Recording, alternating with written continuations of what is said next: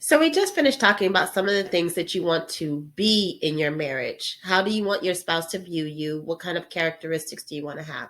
Let's talk now about some things that you want to do for your marriage or in your marriage or in your relationship. Um, I'm going to start out with practicing self-care. It We cannot fill someone else's bucket if ours is empty. So true. And I will tell you guys, I can relate. When you are a busy person or you have so many things going on in life, it can get so easy to just keep putting things on the back burner. I'll tell you, I'll be the first to say that I understand that. But then also, it is so important, though, for us to take care of ourselves. Um, Practicing self-care can come in many different forms, but in particular, think about those things that bring you joy. Think about those things that help you to relax and rejuvenate. Over the years, as our children have gotten older, I have learned more and more the importance of taking some time for myself to recuperate, to Hmm. to replenish, because as we keep going and we just go nonstop, our patience gets shorter, which we just finished talking about in our last lesson. How important it, or in our last segment, how important it is to make sure that we are being patient. Well, if we're not taking the time to take care of ourselves, we become grumpier, we become impatient, we become disgruntled. We have to make sure that we are doing things that bring us joy, that fill us up, and that we are being healthy. We're walking in health. We are drinking plenty of water, exercising, doing things that really are so important for us to add to our longevity, add to just our overall well-being. Mental health is really important as well. So taking time to really care for yourself is really very important. And then the next thing I want to talk about, that we can do for our marriage, is to avoid temptations. This is a huge rock, you all.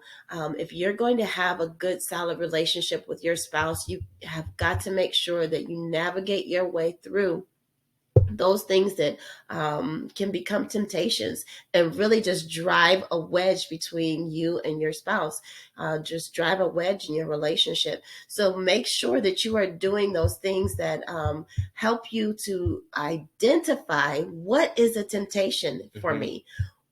The things that might be a temptation for my husband may not be a temptation for me, and vice versa. There may be things that could be a temptation for me that's not a temptation for him. So we have to dig in and identify what are those things that would be a temptation. And what does that even mean? Well, it's something that is going to draw you away from the good of your relationship. And that's the best general definition that I can give you on that. A temptation is what is going to draw you away from something that really should be.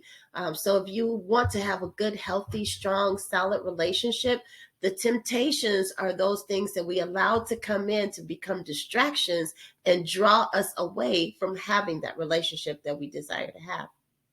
It's a really good point. And that really takes us to the next thing that you want to do in your relationship, which is to recognize your own strengths and weaknesses. Mm-hmm. So, earlier we talked about the SWOT analysis and walked you through recognizing your strengths, your weaknesses, opportunities, and threats.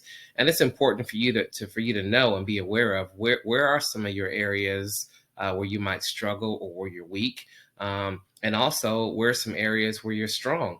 And in your relationship, you want to be aware of where your strengths are. And in the areas of your strengths, you should lead.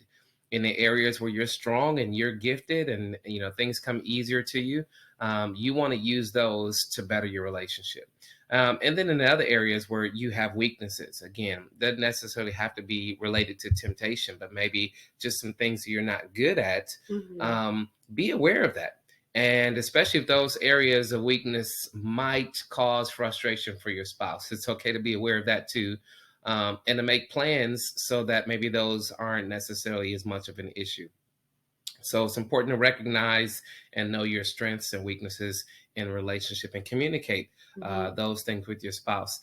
Next, you want to understand how to best express your love to your spouse. Now, the interesting thing about this is it's about you expressing your love to your spouse, but it's not necessarily based on how you want to do it.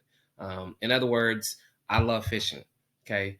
So if I love fishing and I just decide I'm going to buy my wife a fishing pole and she doesn't necessarily love fishing, that's not necessarily going to communicate best to her how much I love and appreciate her. And so, really, what you want to do here is recognize and make sure that you understand what does your spouse really enjoy. What are some of the things that they really appreciate? And so, obviously, there are lots of tools and resources that you can do to identify that. There's a love language assessment. So know your spouse's love language, know what they appreciate and what makes them feel loved. Be intentional about it. Don't guess at it. We also have some assessment tools in our Marriage Renovators toolbox of resources that you can use to get to know your spouse better and understand them better. And that's going to help you to demonstrate and to communicate your love in a way where they'll know that you love them, because you have taken the time not only to get to know them, but to act in a way that, again, they will feel appreciated and loved. I love that. And that's going to bring us to our last tip for you here. And that is dealing with unresolved issues. Now, there are so many things that we can do for our marriage. This is just a snippet of some of the big rocks. If we do these things, it will have a great, significant impact on our marriage. There are lots of other things that we can do as we grow, because as we go year after year, we'll just continue to grow and get better and better. But dealing with unresolved issues is something that we cannot let linger. We have to make sure that if there's something that you are holding on to, you're going to have to evaluate that and identify that and be honest with yourself. Sometimes that might require a little extra time in prayer for some of us.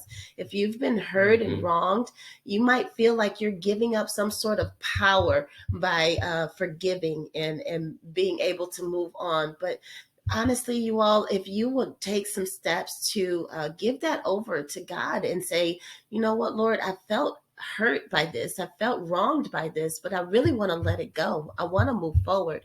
I don't want to hold on to this for the rest of my days, because it's just going to eat away at you. And that's part of the self-care that we talked about earlier. That causes stress and it produces wear and tear on your body. It produces unhealthy toxins being released in your body. You don't want to open the door for any of that. It's going to negatively impact your health and just your overall well-being. And it's so interesting. Sometimes we think that we've forgiven, but we just really want to hold on to it, because what if I need to use that one day? What if we have an argument at some point and I want to bring that back up? That is a key way for you to know if you've truly forgiven someone or not. How do you treat them? If I'm going to say that I've forgiven my spouse, but I'm giving him the cold shoulder, or I am giving him a silent treatment, or I'm just not really showing that I care for him, then that's a clue that maybe I didn't really let that go. Maybe I didn't really deal with that unresolved issue. And part of it could be that you feel like you need to talk about it. And that's okay. If you feel like you need to talk about it, we've got some more tips and strategies coming up in another one of our modules, where we're going to dive into dealing with conflict. How can we deal with conflict without destroying our relationships? So if you have had some sort of conflict in the past, and you feel like you need to get past it and move forward, just know that you can. You can move forward past so many things and hurts and pains. It doesn't mean that you're saying that it's okay for someone to mistreat you at all, but you do need to make sure that you give it over in prayer and take some time to talk about it. Find someone who you can talk to. It may be a pastor, it may be a coach, it may be a parent. You don't need to go and spread all of these things to everyone that will listen to you and give you a listening ear, and go post on social media about how angry you are. That's only going to cause more pain and frustration in your relationship. But instead, you might need to find that one person, that one confidant, who can talk to you and someone who you can confide in and maybe pray with you, that's okay. But overall, you want to make sure that you see, I have some unresolved issues that I really need to deal with, and then take some time to work through that. Maybe you need to journal. That might help you figure out what different things help you to really move forward past some of those things that have been difficult for you in the past.